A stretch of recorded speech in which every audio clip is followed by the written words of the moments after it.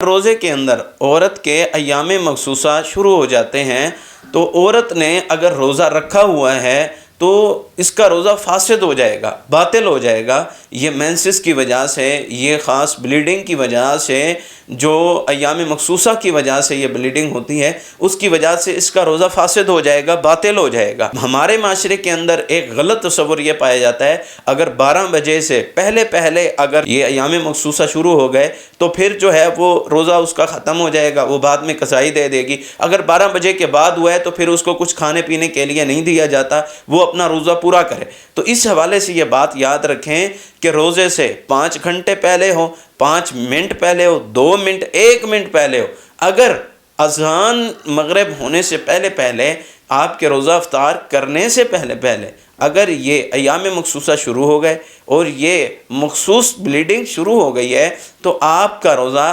فاسد ہو گیا ہے۔ فاسد کا مطلب یہ ہے کہ آپ کا اس روزے کا آپ کو اللہ تعالیٰ آپ کی بھوک اور پیاس کا اجر عطا کریں گے، وہ روزہ آپ سے ختم ہو گیا ہے۔ اب رمضان المبارک کے بعد آپ اس روزے کی قضائی دیں گے، اور ہمارے ہاں عورتیں جو ہیں وہ اس روزے کی قضائی نہیں دیتی، تو یہ غلط بات ہے۔ حضرت اماں عائشہ رضی اللہ تعالی عنہا فرماتی ہیں کہ ہم میں سے اگر کسی کے ساتھ ایسا معاملہ ہوتا تو ہم نمازوں کی قضائی تو نہ دیتی تھی، البتہ ہم ان ایام کے گزرنے کے بعد آنے والے رمضان سے پہلے تک ہم ان روزوں کی قضائی جو ہے وہ ہم دے دیتی تھی۔ تو اس حوالے سے آپ کا روزہ وہ ختم ہو جائے گا۔ جتنے آپ کے ایام مخصوصہ کے اندر وہ دن رہیں گے، آپ نمازوں کی قضائی تو نہیں دیں گی، البتہ بعد میں رمضان المبارک کے بعد جو ہے وہ آپ ان کی قضائی دینا آپ کے اوپر فرض ہوگا، ضروری ہوگا۔